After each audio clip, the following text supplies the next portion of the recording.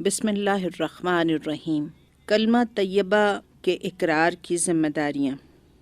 ہم اقرار کرتے ہیں اس کلمہ طیبہ کے اقرار کے ذریعے کہ اللہ ہمارا اور ہر چیز کا مالک ہے۔ اس کے کیا معنی ہیں؟ اس کے معنی یہ ہیں کہ ہماری جان ہماری اپنی نہیں ہے، اللہ کی ملک ہے۔ ہمارے ہاتھ ہمارے اپنے نہیں، ہماری آنکھیں، ہمارے کان، ہمارے جسم کا کوئی عضو ہمارا اپنا نہیں۔ یہ زمینیں جن کو ہم جوتتے ہیں، یہ جانور جن سے ہم خدمت لیتے ہیں، یہ مال اسباب جن سے فائدہ اٹھاتے ہیں، ان میں سے کوئی چیز بھی ہماری نہیں۔ ہر چیز اللہ کی ملک ہے اور اللہ کی طرف سے عطیے کے طور پر ہمیں ملی ہے۔ اس بات کا اقرار کرنے کے بعد یہ کہنے کا کیا حق ہے کہ جان میری ہے، جسم میرا ہے، مال میرا ہے، فلاں چیز میری ہے، فلاں چیز میری ہے۔ دوسرے کو مالک کہنا اور پھر اس کی چیز کو اپنی قرار دینا بالکل ایک لغو بات ہے۔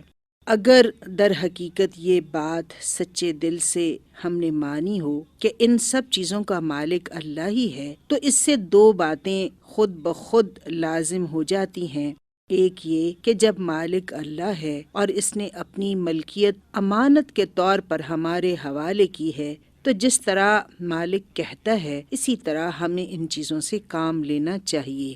اس کی مرضی کے خلاف اس سے کام لیتے ہیں تو دھوکہ بازی کرتے ہیں۔ ہم اپنے ان ہاتھوں اور پاؤں کو بھی اس کی پسند کے خلاف ہلانے کا حق نہیں رکھتے۔ ہم ان آنکھوں سے بھی اس کی مرضی کے خلاف دیکھنے کا کام نہیں لے سکتے۔ ہمیں اس پیٹ میں بھی کوئی ایسی چیز ڈالنے کا حق نہیں ہے جو اس کی مرضی کے خلاف ہو۔ ہمیں ان زمینوں اور ان جائیدادوں پر بھی مالک کے منشا کے خلاف کوئی حق حاصل نہیں ہے۔ ہماری بیویاں جن کو ہم اپنی بیویاں کہتے ہیں، اور ہماری وہ اولاد جن کو ہم اپنی اولاد کہتے ہیں، اور ہمارے دیگر رشتے جن کو ہم اپنا رشتہ دار گردانتے ہیں، یہ بھی صرف اس لیے ہمارے ہیں کہ ہمارے مالک کے دیے ہوئے ہیں۔ لہٰذا ہمیں ان سے بھی اپنی خواہش کے مطابق نہیں بلکہ مالک کے حکم کے مطابق ہی برتاؤ کرنا چاہیے۔ اگر اس کے خلاف کریں گے تو ہماری حیثیت غاصب کسی ہوگی۔ جس طرح دوسرے کی زمین پر قبضہ کرنے والے کو ہم کہتے ہیں کہ وہ بے ایمان ہے، اسی طرح اگر اللہ کی دی ہوئی چیزوں کو اپنا سمجھ کر اپنی مرضی کے مطابق استعمال کریں گے یا اللہ کے سوا کسی اور کی مرضی کے مطابق ان سے کام لیں گے تو وہی بے ایمانی کا الزام ہم پر بھی آئے گا۔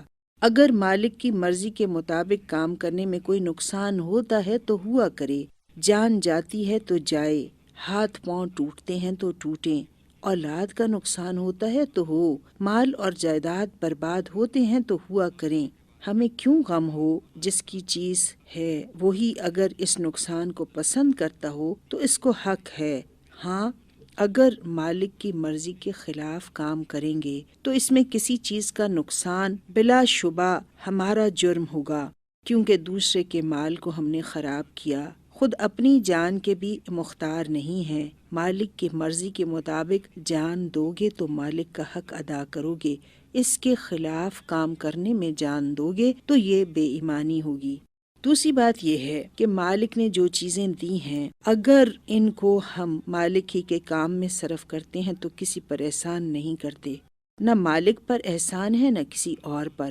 ہم نے اگر اس کی راہ میں کچھ دیا یا کچھ خدمت کی یا جان دے دی جو کہ ہمارے نزدیک بہت بڑی چیز ہے، تب بھی کوئی احسان کسی پر نہیں کیا۔ زیادہ سے زیادہ جو کام کیا وہ بس اتنا ہی کہ مالک کا حق جو ہم پر تھا وہ ہم نے ادا کر دیا۔ یہ کون سی ایسی بات ہے جس پر کوئی پھولے اور فخر کرے اور یہ چاہے کہ اس کی تعریفیں کی جائیں اور یہ سمجھے کہ اس نے کوئی بڑا کام کیا ہے جس پر اس کی بڑائی تسلیم کی جانی چاہیے۔ یاد رکھنے کی بات ہے کہ سچا مسلمان مالک کی راہ میں کچھ صرف کرنے یا کچھ خدمت کرنے کے بعد پھولتا نہیں ہے بلکہ خاکساری اختیار کرتا ہے۔ فخر کرنا کار خیر کو برباد کر دیتا ہے۔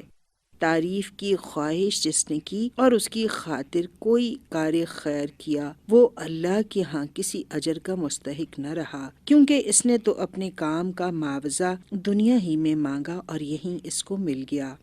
اللہ تعالیٰ کا احسان اور اس پر ہمارا رویہ کیا ہے۔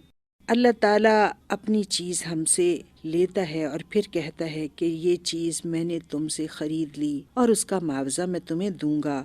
اللہ اکبر! اس شان جود و کرم کا بھی کوئی ٹھکانہ ہے؟ قرآن پاک میں ارشاد ہوتا ہے، ان اللہ اشتری من المؤمنین انفسہم واموالہم بان لہم جنہ، سورۃ توبہ کی آیت نمبر 111۔ اللہ نے ایمانداروں سے ان کی جانیں اور ان کے مال خرید لیے اس معاوضہ میں کہ ان کے لیے جنت ہے۔ یہ تو مالک کا برتاؤ ہمارے ساتھ ہے۔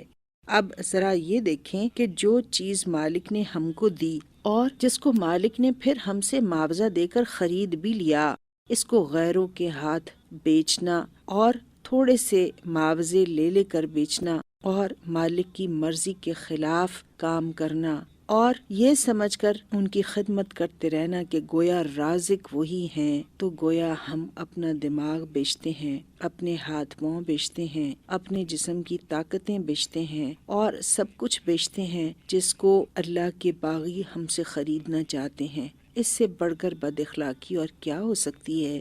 بیچی ہوئی چیز کو بیچنا قانونی اور اخلاقی جرم ہے۔